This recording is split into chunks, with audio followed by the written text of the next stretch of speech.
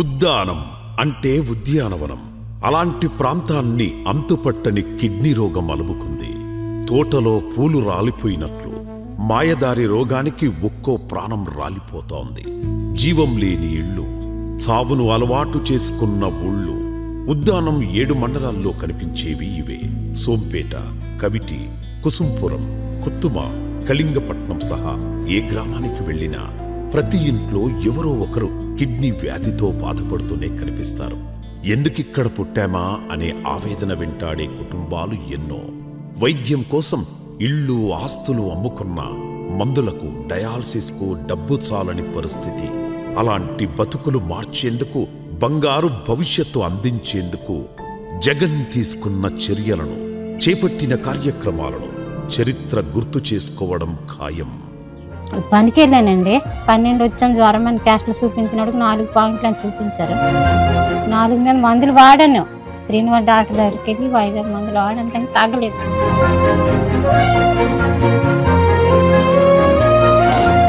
ఇప్పుడు బాగుందని రేపు మళ్ళీ ఆవేశం. వాళ్ళు ఇచ్చిన డబ్బులు మాకు సాలడమే లేదు. 1985-86 మధ్య ఉద్దాన ప్రాంతంలో కిడ్నీ వ్యాధి మొదటిసారి నిర్ధారణ అవగా 1990 నాటికి సమస్య తీవ్రమైంది. తమ బతుకులు మార్చండి అంటూ జనాలు ఎన్నో ఆందోళనలకు దిగినా ఆనాటి పాలకులు పట్టించుకోలేదు. పైగా సమస్యలను తేలికగా తీసుకున్నారు. దీంతో బాధితుల సంఖ్య పెరిగింది. ఉద్దానం ప్రాంతంలో 7 మండలాల్లో ఎవరిని కదిలించినా కన్నీళ్లే. పాలకులు మారారు, కానీ సమస్యకు ఎవరూ పరిష్కారం చూపించలేకపోయారు. తనో పెద్ద విజనరీ అంటూ అడిగిన వాళ్లకు, అడగని వాళ్లకు డబ్బా కొట్టుకునే చంద్రబాబు సుదీర్ఘకాలం సీఎం చేసి కూడా ఉద్దానం వైపు కన్నెత్తి చూడలేదు.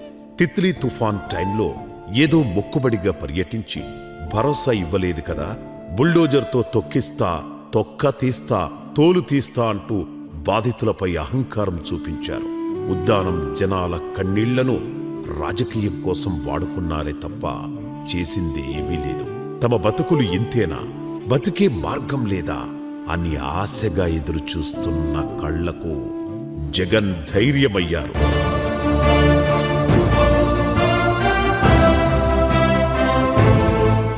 నేను విన్నాను, నేను ఉన్నాను అనే భరోసా ఇచ్చారు. మరణానికి, పేదోడి ప్రాణానికి అడ్డగోడలా నిల్చున్నారు. జగన్ వచ్చాడు మన పాదయాత్ర మన గ్రామానికి వచ్చేటప్పుడు మనకు చెప్పారు సార్, ఇక్కడ వచ్చిన దూరం ఇక్కడ మీకు హాస్పిటల్ మన జిల్లా కట్టిస్తామని. కిడ్నీ హాస్పిటల్ ఇవన్నీ కూడా ఉద్దానం మేరకు అందరికి మేలు జరిగిందని చేశారంట. మళ్ళీ ఓపెన్కే వస్తారని చెప్పి మళ్ళీ ఓపెన్ చేస్తూ అక్కడ మీటింగ్ పెట్టి సభలు కూడా చెప్పడం జరిగింది సార్. ఆయన 2017లో తన సుదీర్ఘ పాదయాత్రలో భాగంగా జగన్ ఉద్దాన ప్రాంతానికి వచ్చారు. జనాలను కలిసి స్వయంగా సమస్యలడిగి తెలుసుకున్నారు. ఏం చేస్తే జనాల ఆరోగ్యం బాగుపడుతుందో ప్రణాళిక రూపొందించారు. ఏడాది గడవక ముందే 2018 డిసెంబర్ 31న మరోసారి ఉద్దానానికి వెళ్లారు. అధికారంలోకి రాగానే కిడ్నీ బాధితులకు 10,000 పింఛన్తో పాటు అత్యాధునిక ఆస్పత్రి నిర్మిస్తామని హామీ ఇచ్చారు. ఇచ్చిన మాట ప్రకారం పలాసలో 50 కోట్లతో 200 పడకల సూపర్ స్పెషాలిటీ ఆస్పత్రిని నిర్మించారు.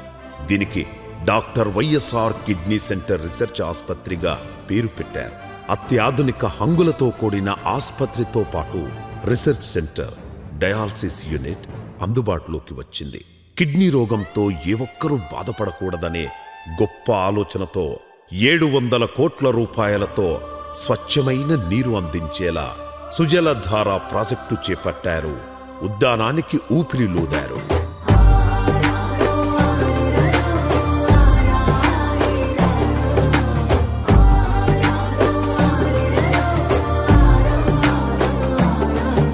వైఎస్ఆర్ సుజల స్రవంతి అనే పేరుతోటి మాకు వచ్చింది.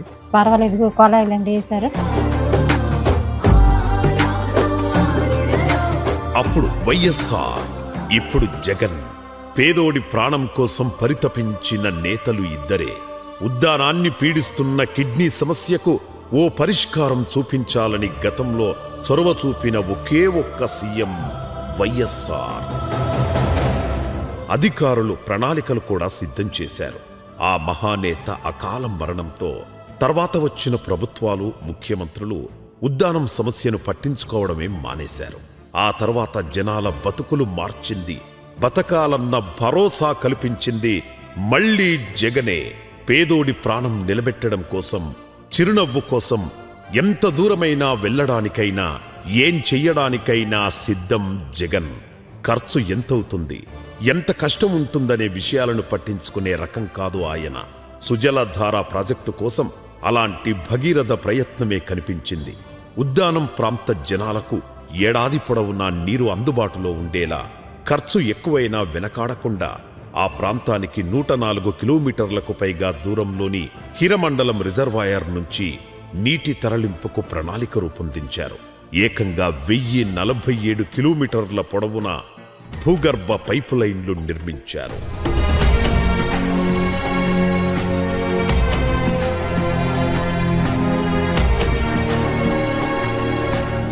ఇక్కడ రెగ్యులర్గా డయాలిసిస్ తీసుకుంటున్నాం. పెన్షన్ వస్తుంది, అయినప్పటికీ పెన్షన్ వచ్చినా ఏం లాభం.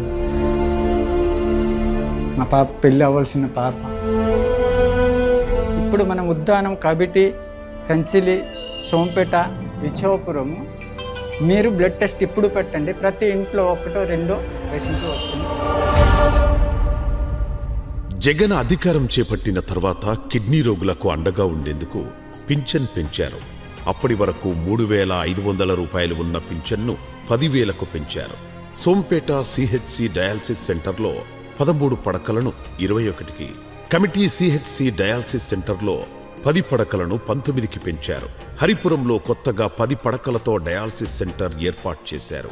అంతకుముందు టీడీపీ హయాంలో డయాలసిస్ రోగులకు 20 రకాల మందులే అందుబాటులో ఉండేవి. జగన్ హయాంలో 37 రకాల మందులను అందుబాటులో ఉంచారు. కిడ్నీ రోగులకు నిరంతరం వైద్య పరీక్షల కోసం semi auto analysers, electrolyte analysers, urine analysers ను ఉద్దానం పరిధిలో ఉన్న 29 ల్యాబ్లలో అందుబాటులో ఉంచారు. టీడీపీ హయాంలో జిల్లా నెఫ్రాలజీ విభాగమే లేదు. వైసీపీ ప్రభుత్వం వచ్చాక శ్రీకాకుళం రిమ్స్ లో నెఫ్రాలజీ విభాగం ఏర్పాటు చేశారు. కిడ్నీ బాధితులకు అత్యంత నాణ్యమైన కార్పొరేట్ వైద్యాన్ని పూర్తి ఉచితంగా చేరువలో అందించడం కోసం 85 కోట్ల అంచనాలతో పలాసలో రీసెర్చ్ సెంటర్తో పాటు 200 పడకలతో సూపర్ స్పెషాలిటీ ఆసుపత్రి నిర్మించారు.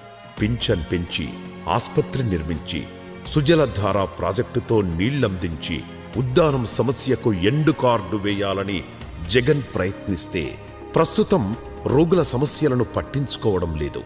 జగన్ హయాంలో 108 వాహనంలో 1 ట్రిప్ ఉచితంగా ఉండేది. అయితే ఇప్పుడు ఆ సేవలు అందడం లేదు. దీంతో వచ్చే పింఛన్లో ప్రయాణాలకే ఎక్కువ ఖర్చు అవుతున్న పరిస్థితి. గత గవర్నమెంట్ చేసింది, ఈ గవర్నమెంట్ ఆ 108 అనేది తీసేయడము కొద్దిగా ఇబ్బంది ఉంది. మాకు బళ్ళు వస్తే మాకు పర్వాలేదు, కొంతలోటు కొంత. డయాలసిస్ పేషెంట్లకి 108 వచ్చేది, పేషెంట్లు తీసుకెళ్లేది, తీసుకొచ్చేవాళ్ళు. ఇప్పుడు ఆ సదుపాయం లేదు. మరి అప్పుడు 104 వచ్చేది, ఇప్పుడు అది కూడా తీస్తున్నారు. మరి ఆయన పనికి వెళ్ళకపోతే జరగదు, తీసుకుని వెళ్తారు. మరి ఏడు చేస్తాం, తప్పదు. మరి మాకేం అనుకూలంగా లేదు. ఇక్కడ హాస్పిటల్ అయితే మంచిదే కాదంటే మాకు బండి మాకు ఇచ్చేసేస్తే సరే సార్. జనసేన అధినేత ఇప్పుడు డిప్యూటీ సీఎం పవన్ కళ్యాణ్ కూడా ఒకసారి ఆ ప్రాంతానికి వెళ్లి వచ్చారు. చాలా మాటలు చెప్పారు, ఇంత పరిష్కారం చూపించలేదు. పైగా అక్కడి జనాల బాధలను రాజకీయంగా మాత్రమే వాడుకున్నారు.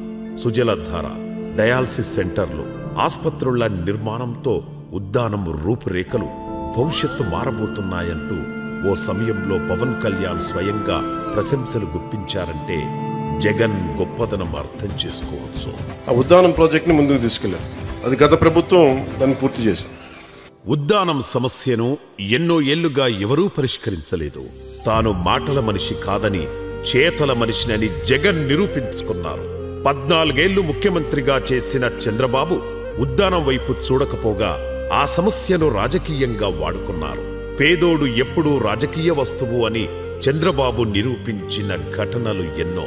అలాంటిది జగన్ ఒక మహాయజ్ఞానికి దిగారు. పేదల తలరాతలను మార్చేందుకు కష్టపడ్డారు.